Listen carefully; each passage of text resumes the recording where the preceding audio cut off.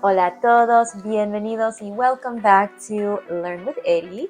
Today we're going to talk about interviews. It's been a while since I've posted anything because I've been doing these interviews and I've had a lot of practice. So I think I can make this video pretty well about the phrases that you will hear if you are interviewing in English. We're starting to take a look at business speak.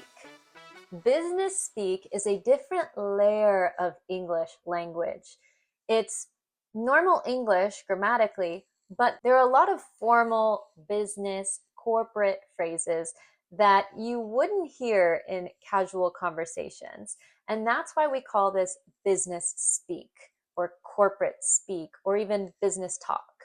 It's just a little bit different than conversations you would have with your friends. And these phrases are used a lot in business settings. So you definitely want to learn them if you're planning on using your English for work. Don't forget to subscribe for more videos on this subject. A lot of my students work using English, and I think it'll be really beneficial for everyone. Let's get into it. I suggest pausing the video here to read and take notes. So let's break down one of the most common English interview questions. Tell me about yourself. This is your chance to give what's called an elevator pitch for yourself. That's a short, clear, and confident summary about who you are and what you do. It should take about 30 to 60 seconds and highlight your experience, strengths, and goals. Even native speakers have to practice this. It's something you should rehearse. It's your first impression, and it really matters. The next question I usually get asked at the beginning of an interview is, why our company? What does that sentence even mean? So if my company is Erica Entertainment, I will ask you, why Erica Entertainment? What does this mean? Well, it means, why are you applying to work for my company? What did you see in this company that makes you want to be a part of our company? Did you do your homework? The company wants to know, have you researched their mission, maybe checked out their website? Here's a short role play example of how to answer this question. Sounds like you've had some really great experience, but why our company? I'm so glad you asked. My interest in this company actually started last year when I saw a really successful campaign. I thought this looked like a really quality campaign, and it's definitely something I want to be a part of. So what the interviewer or the company is looking for here in the why us question is that you've done a little research on the company. Maybe you know about some achievements they had and that you are really interested in that. They kind of want to be flattered. Try to feed their ego a little bit when you're answering a question, why us? So that will be usually the beginning questions. Getting to the middle of the interview, they want to know about your strengths and weaknesses. In fact, one of the most common and most talked about interview questions is, what's your biggest weakness, or what's your greatest weakness? So they want to know where you are weak in a work environment with the work that you've done in the past. This question is allowing you an opportunity to show that you are self-aware of how those things can impact your work and how you take criticism as well.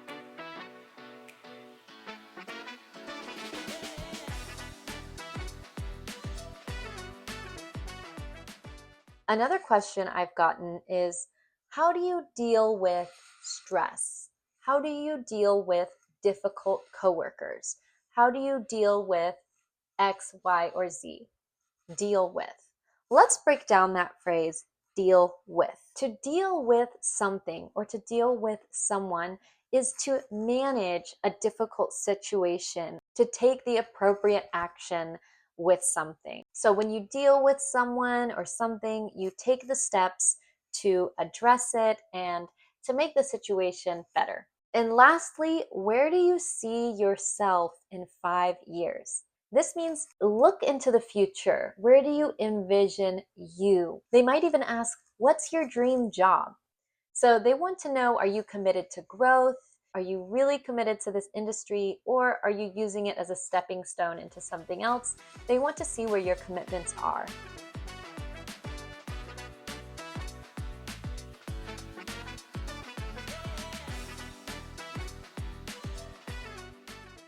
All right, you've reached the end of the interview.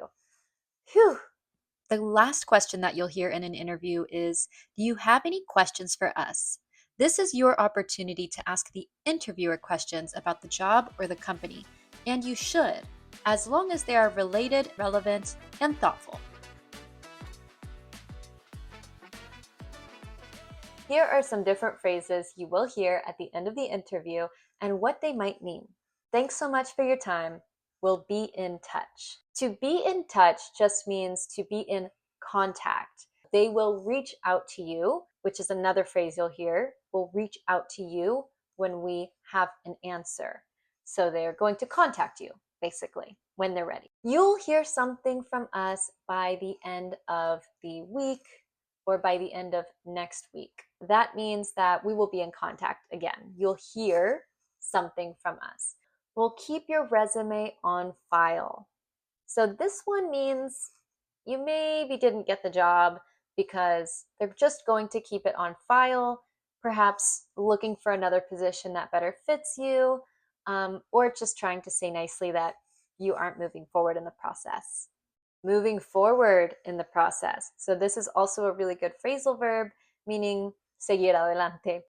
Next steps. So often these things, if you are a candidate that they want to move forward with or they're considering moving forward with, you'll hear next steps. We'll be in touch with next steps. What are these steps?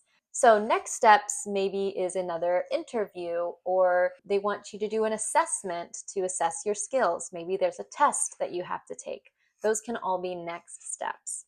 With all those tips, it should make you feel a lot more comfortable with interviewing in English. So here's a question.